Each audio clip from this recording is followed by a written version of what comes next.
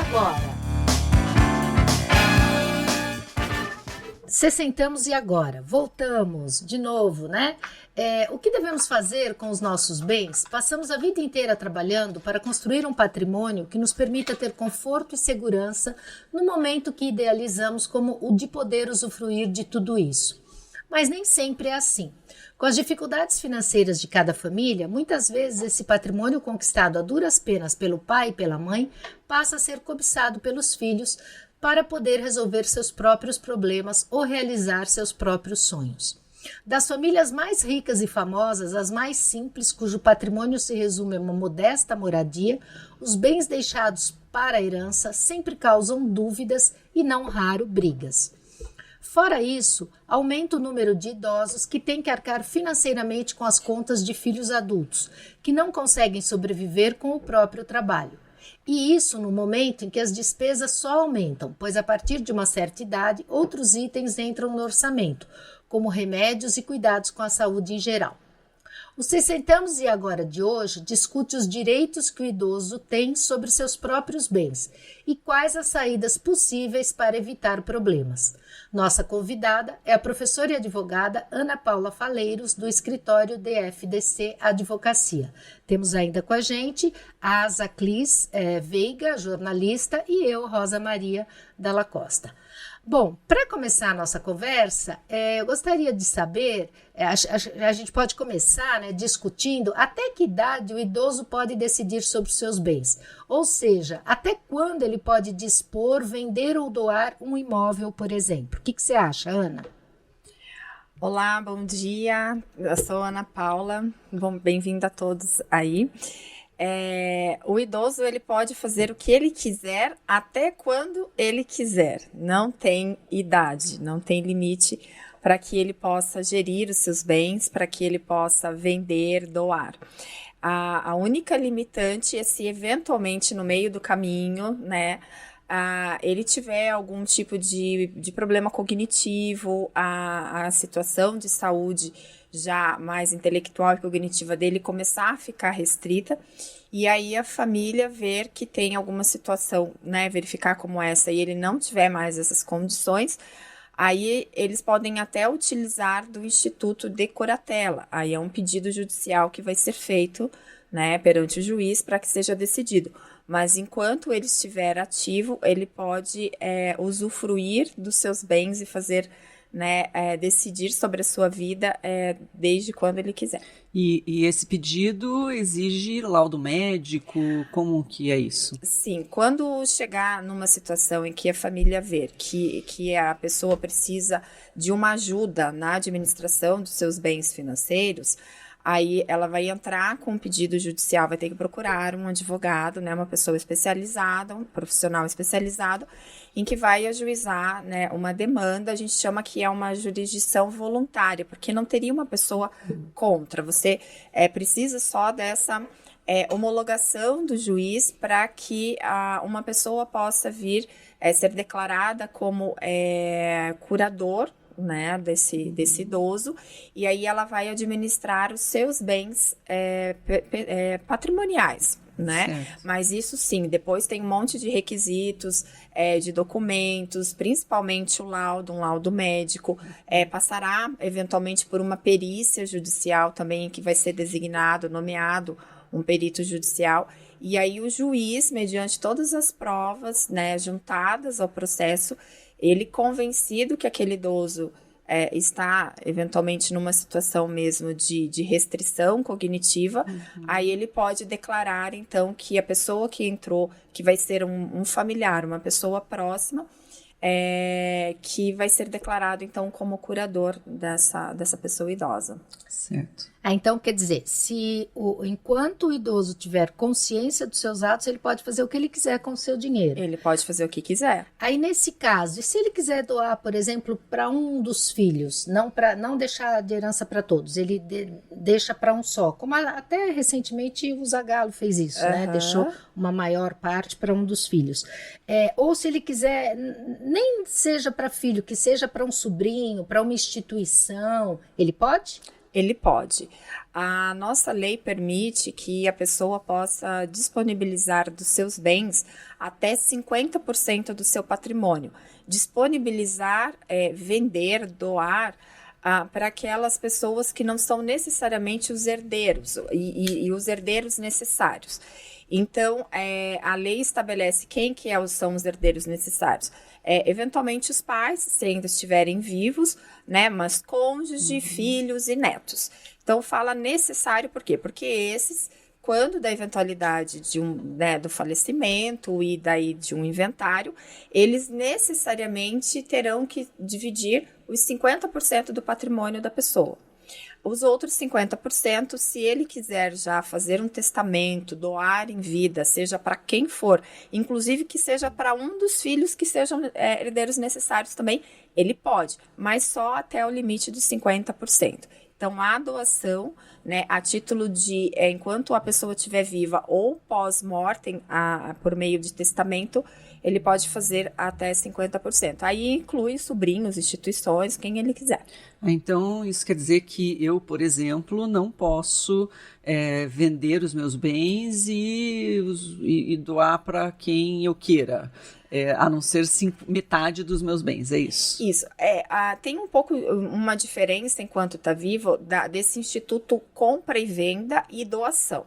Então, enquanto você estiver viva, em termos de negócios, dentro dessa sua liberdade de gerir o seu patrimônio, se eventualmente você acha que é um bom negócio vender todos os seus bens, transformá-los em aplicações financeiras, o que você estiver fazendo durante a vida nessa compra e venda, eu entendo que é melhor ficar só com ativos financeiros, né? Não quero passivos, que é ter bens lá, patrimônio, imóvel. Então, você pode fazer isso. Agora, se você quiser pegar esse bem, ou seja, os valores em conta, ou patrimônio em si, na verdade, seria mais os imóveis, e quiser doar, daí você doa até ali esses 50%. Isso. E se a pessoa quiser, então, gastar tudo, ela vende, ela quer passear, ela pode fazer o que ela quiser. Se ela quiser vender tudo e depois vou passar a vida viajando e gastar nas viagens que ela quiser, ela pode fazer isso. Porque não existe o Instituto da Herança de pessoa viva. Então, os filhos geralmente, né, chegam e falam assim, mas meu pai está dilapidando patrimônio, minha mãe está dilapidando. Não está dilapidando. Eles estão utilizando o que eles construíram a vida inteira. Eles fazem o que eles quiserem. Então, é porque chega numa idade, os filhos já acham que, então vai chegando próximo, né, uma data que a gente acha que, né, a pessoa vai ficando idosa, tá mais próximo da morte, e aí, então, ele tem que segurar, tem que guardar para poder perpetuar esse patrimônio para gerações. Mas não, isso é uma ideia fixa dos filhos. Os pais, eles podem fazer o que eles quiserem com os seus bens. E se o filho tiver em dificuldades financeiras e esteja precisando muito, ele pode penhorar um bem do pai? Não. E, inclusive, configura crime. Esse penhorar bem não pode, porque ele está realmente interferindo no patrimônio justamente do pai, que o pai ainda tem consciência, né? Ainda está ali gerindo. Não existe essa possibilidade. O que pode acontecer é que alguns pais ajudam os filhos, né? Aí ele pode trabalhar como uma forma de empréstimo, né? Mas aí que esse filho, eventualmente, até é importante também ter ajuda de uma pessoa, né? Mais assim, talvez esclarecida do mundo jurídico, se eventualmente ele não tenha conhecimento, ou procurar um profissional da área, um advogado, para ajudar a fazer essas administrações, né? Que a gente às vezes até chama, às vezes não, que hoje tem o que nós chamamos de planejamento sucessório. Então, já é uma forma dessa pessoa ir organizando a forma como vai ser gerido os seus bens após. Não seria o adiantamento de herança, mas sim uma forma como ela vai estar administrando. Nisso pode entrar, inclusive, inclusive, essa questão, talvez, de empréstimos. Mas o importante é até que ele, como eu disse, procure um profissional e faça até um contrato. É importante. E um contrato, eu estou emprestando, mas em data tal vai ser devolvido ou eu vou parcelar, para que seja resguardado o direito dessa pessoa idosa. Mas da pergunta inicial, reitero que não é possível penhorar. E em uma família grande, vários filhos, todos têm o mesmo direito, é isso? Sim. Ou o pai pode privilegiar algum dos filhos porque foi o que cuidou mais dele, que mora junto, alguma coisa assim?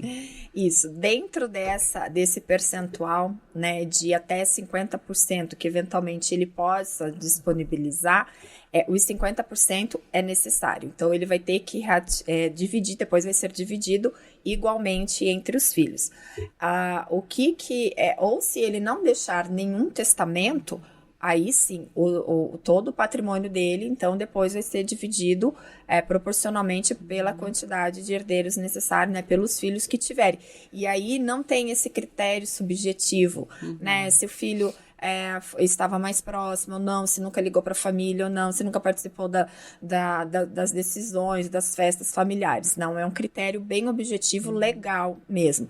Aí, como eu disse, se eventualmente essa pessoa quiser fazer um testamento ainda em vida, aí sim quiser privilegiar um filho que estava mais próximo, que sempre cuidou, aí ele pode fazer, essa doação, disponibilizar, então, os 50% que ele tem direito para esse filho. E aí esse filho receberia os 50% da herança e depois ele ainda participaria do rateio dos outros 50% pelo critério legal.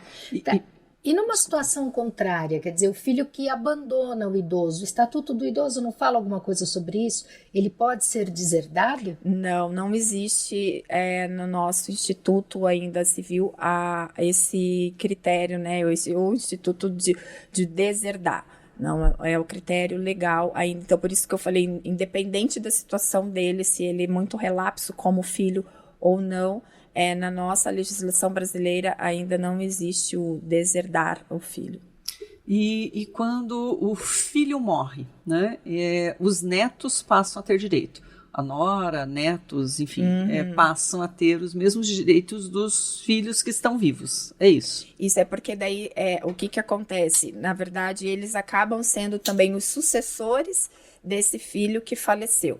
Então, se eventualmente ali no inventário, né, já está aberto o inventário, ou não, e aí tem a esposa ou os filhos, aí eles entram também dentro dessa participação. Então, na sequência, uma vez que foi quebrado, né, essa linha sucessória, com o falecimento também de um dos filhos. Deixa eu aproveitar, já que você falou da palavra inventário, e quando morre a esposa, né, a gente ainda está falando de um sistema patriarcal, né, então morre a esposa e não é feito o inventário. Isso é legal ou não? Daí em que momento que morre essa esposa, a esposa da pessoa idosa? Da pessoa idosa, isso, um casal e morre a esposa. É obrigatório fazer inventário. Isso, quando tá, né, o cônjuge, seja a mulher ou seja o homem, quando um deles falece, sim, daí é feito o inventário da parte da qual essa pessoa, né, a esposa ou o esposo tem ali o direito. Então, é feito o inventário o regime de casamento daí. Isso. Às vezes tem uma confusão essa questão do regime de casamento, porque o regime de casamento ela está relacionada para questões de separação. E às vezes as pessoas entendem que tem a ver justamente com a herança. Não, o regime de casamento, seja, por exemplo, de separação total, separação universal, que não é já a regra, né? Da comunhão universal, ou o que é comum, que é a comunhão parcial, o regime ele está ligado para fins de, eventualmente, o divórcio entre essas pessoas. Né? Ela não é um regime... Porque tem gente... eu já ouvi falar, mas eu vou casar com o regime de comunhão universal, senão eu não vou ter direito à herança dessa... Não, o direito de herança é uma coisa e o regime de comunhão é outra. E E se a pessoa quiser casar? Porque isso também eu escuto bastante as famílias, né? Os filhos preocupados que a pessoa mais velha, e agora tem uma lei que mudou, né? Principalmente acima dos 70 anos, que ela casa com alguém mais novo, acha que é o chamado golpe do baú. Os filhos podem, de alguma forma, interceder nessa decisão do casamento? Não, também.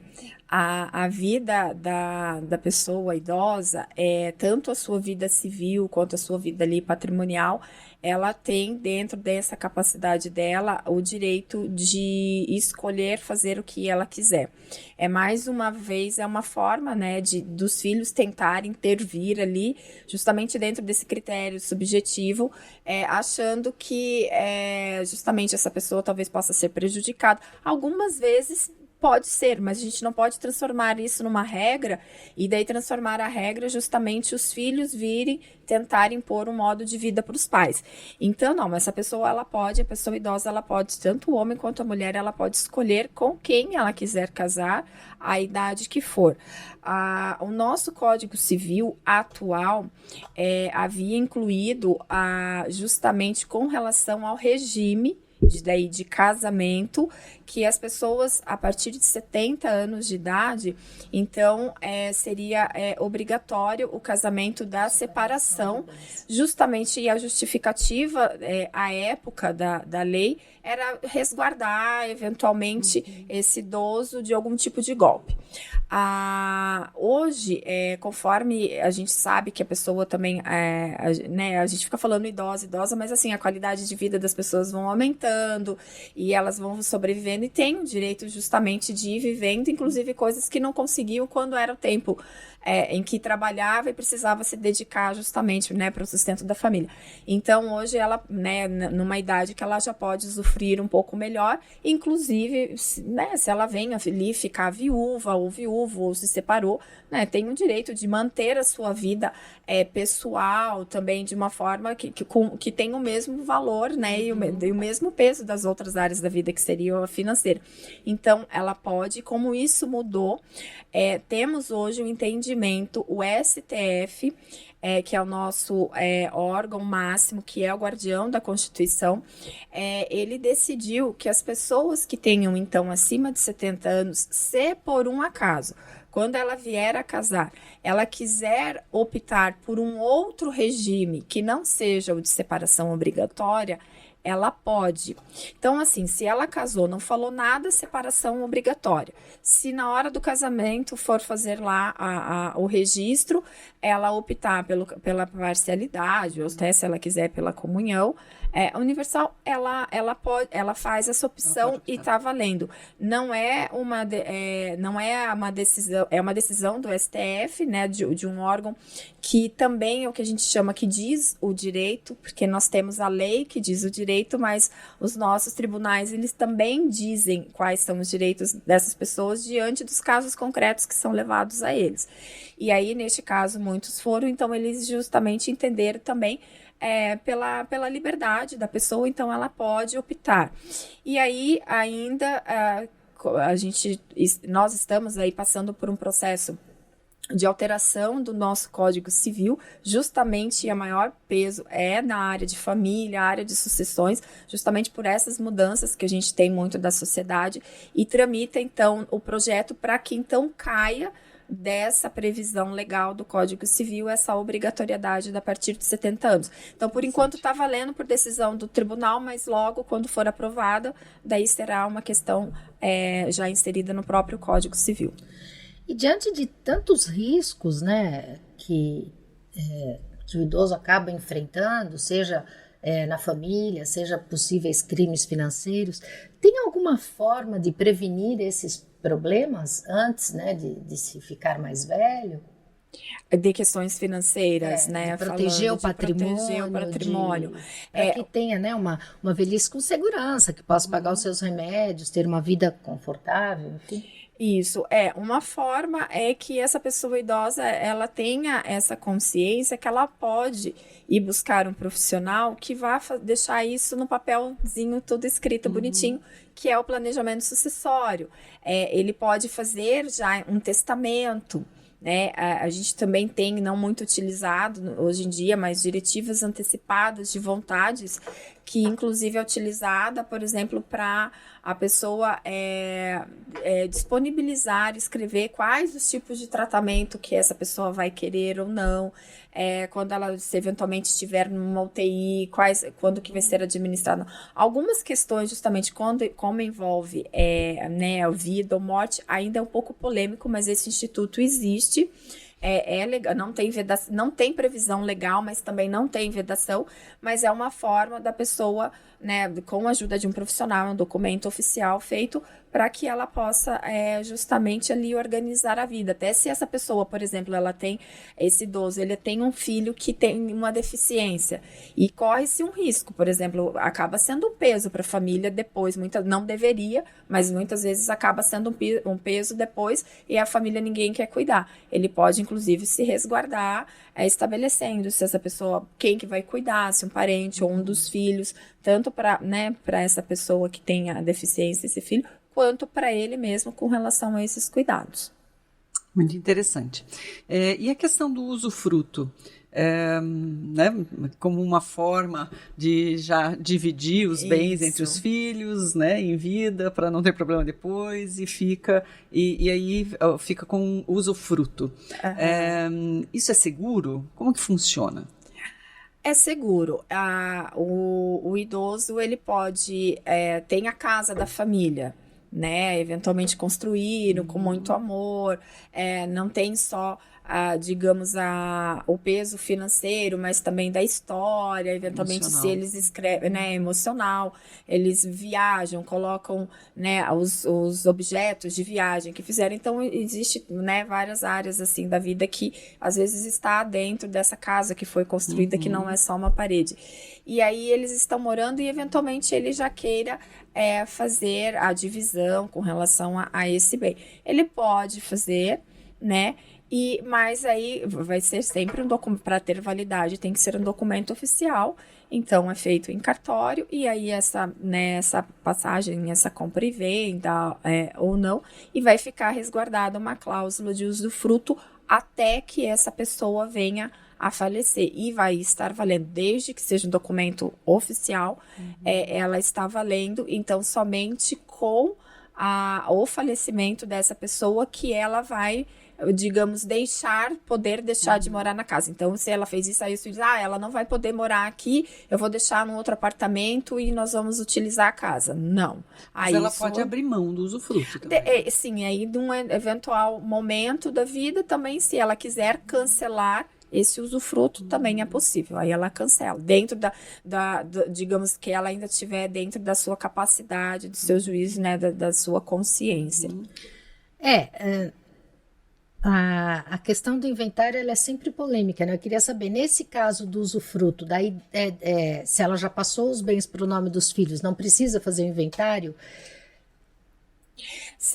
Não, de qualquer forma, o inventário sempre tem que ser feito pelo menos para poder depois organizar, né, ali, mesmo porque, agora, se ele já, se ficou algum bem para trás, né, agora, se ele já deixou totalmente organizada ali a sua vida, daí, né, dentro desse planejamento sucessório, impostos já foram pagos antes, tudo, aí dispensa-se.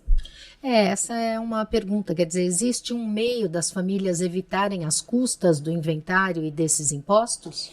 Ele evitar totalmente não, pode evitar, por exemplo, com relação ao inventário SEBRI, mas mesmo que seja feita essa organização anterior, as doações também têm impostos, né, dentro do planejamento sucessório. Também haverá dentro das disposições. Então, não, em termos assim, vamos tentar diminuir, para se livrar de imposto, não, né? Mesmo porque daí isso também já seria uma fraude. Muitos criticam o planejamento sucessório, dizendo que seria uma forma de burlar justamente a lei para evitar impostos, mas não. De qualquer forma, dentro dessas transações que são feitas, mesmo nessa organização antes morte, os devidos impostos são pagos. Sim. E me conte uma coisa, é aquela pessoa que está nos ouvindo e ela percebe que os filhos estão incentivando a vender os bens, ela não quer, ela está se sentindo pressionada, né? O que esse idoso deve fazer? E como se prevenir, né, disso? Porque há, claro, toda uma questão emocional envolvida nisso, né? Exatamente. Porque quando é um chefe nos assediando é diferente, né? Mas quando é um filho assediando um idoso, um filho, um sobrinho, enfim, o que seja. Enfim, qual o caminho?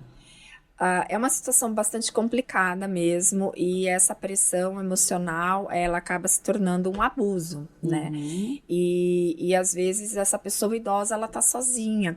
O que é sempre importante, já até para evitar isso e qualquer outro tipo de situação ou de abuso mesmo, né? Psicológico ou efetivamente patrimonial, quando chega a vias de fato, que daí vai ser o quê? O uso indevido do patrimônio dessa pessoa, né? A exploração, que é chegar, olha, eu não consigo realizar um negócio, fica pedindo dinheiro, ou tem acesso à senha, o cartão, né, bancário do pai, e fica utilizando. Convença a vender o carro, fica tentando, bem. exatamente. Então, assim, é sempre importante que a pessoa idosa procure já ter rede de apoio, ter amigos no qual ele possa compartilhar, e aí essas pessoas possam ajudá-lo a fazer denúncia, porque às vezes a gente sozinho, né, quando chega na cidade, o idoso não vai conseguir fazer denúncia, mas essa é uma forma, infelizmente, e é complicado porque vai fazer com o filho, né, então eu acho que essa rede de apoio ajuda, ou as pessoas que estão próximas, se você conhece uma pessoa idosa também que esteja passando por isso, é obrigação, é um dever do cidadão de levar isso ao conhecimento das autoridades. Então, denunciar. Assim, denunciar. Pode denunciar a polícia, denunciar as assistências sociais. Tem os centros de idosos, a maioria das cidades tem. Aqui em Curitiba também a gente tem os centros de idosos, eles atendem, tem um telefone que pode ser disponibilizado. Eu tenho até aqui, eu posso deixar no final também, e no qual possa ser oferecida essa denúncia, né? Tanto pelas pessoas que estão próximas, quanto pelo próprio idoso, se assim ele conseguir, vamos dizer, ter força para isso, né? Certo. Esse tema tem várias dúvidas, né? Eu tenho mais uma. Tá. Por exemplo, uma família, né? O pai, a mãe, os filhos, e daí morre um dos cônjuges, seja o pai ou seja a mãe. Os filhos, e aí esse bem, o patrimônio que essa pessoa morreu deixou, vai ser dividido entre a esposa, o cônjuge, né? Ou o cônjuge, e os filhos. O filho pode pedir a parte que essa pessoa que morreu deixou para ele? Tem que ser tudo dentro do inventário. Se não foi feito o inventário, então é feito depois a divisão certinha. Então, por exemplo, faleceu um deles primeiro, não tinha sido o inventário, então no inventário que vai ser feito agora, então, aí é como se fosse fazer como se fosse um retroativo, faz ali divisão do que era da parte, né, da mãe ou do pai, e aí depois a divisão ali é para os filhos. Mas se o único bem deixado for a casa em que mora esse cônjuge sobrevivente, os filhos não podem pedir para, por exemplo, vender a casa para ele ter a parte dele da herança do tem que morreu. ser feito o inventário. Não, mas mesmo com o inventário, o cônjuge que ficou, ele não pode ser tirado da casa, não é? Depois de feita a herança, não, ele continua morando na casa, a não ser que depois feito esse inventário, como eu disse, esse era o único bem, daí vai ter que ser dividido, aí vai ser vendido para cada um para a parte de cada quem, e aí ele, com a parte do seu quinhão, aí, digamos, irá procurar, ou com a ajuda de alguém, então, um imóvel para morar. Então, achei isso implica muita coisa, né? Porque então, vamos imaginar uma família, pai, mãe e 3 filhos, né? Se o pai morre, a mãe, o único bem é uma casa. A mãe tem não pode continuar morando naquela casa. Não necessariamente que não pode. Se os filhos forem muito, né, perversos, é quase essa a palavra, e quiserem necessariamente a sua parte ali em dinheiro, 50%? Os seus 50%, aí esse imóvel será vendido e dividido. Ou senão a mãe 3. Fica na casa, e aí quando da venda desse imóvel, daí eles recebem. Sim. Né? Daí de quando a venda. Então, nunca imaginei isso. Achei perverso mesmo. Acho que a palavra que você usou. E assim, se um dos filhos insiste muito na herança, os 2 outros podem, comprar a parte dele para ele sossegar, né? Depois que já tiver falecido, Não. Continuamos no mesmo exemplo. No mesmo exemplo. Falece se os filhos concordam que o pai ou a mãe fique e um quer. Aí eles podem fazer uma forma de se unir, entregar o que é a parte daquele lá do seu quinhão, comprar e aí isso. Okay. Aí deixa ele viver a vida dele sem importunar. Isso, então, né? Tem mais alguma coisa que você acha importante frisar, além do número, né, do telefone que você vai passar? Não, eu acho que a gente conversou bem, explorou bem aí. Eu vou deixar, então, o 0800 aqui, tá? Aqui em Curitiba, o Centro do Idoso fica na Brasília Ovídio da Costa, no Portão, no número 700, tá? Daí tem o telefone, o Disque Idoso Paraná, e aí serve para todo o Paraná, é o 0800 41 0001. Está bem, muito obrigada. 0800 41 001. Muito obrigada. Acho que finalizamos, né, Rosa? Pois é, acho que a gente Muito tem que tomar interessante. bastante cuidado com isso, né? E, sobretudo, pensar no respeito e no afeto aí dessas relações para não deixar, né, que o patrimônio estrague toda uma relação afetiva que foi construída, Exatamente. né? E que pode, né, causar danos mais do que patrimoniais aí ao idoso e também aos filhos, né? Que não vão se Isso. sentir bem. E até o próximo podcast. Muito obrigada mais uma vez, Ana. Eu que agradeço, obrigada pelo convite. Um abraço.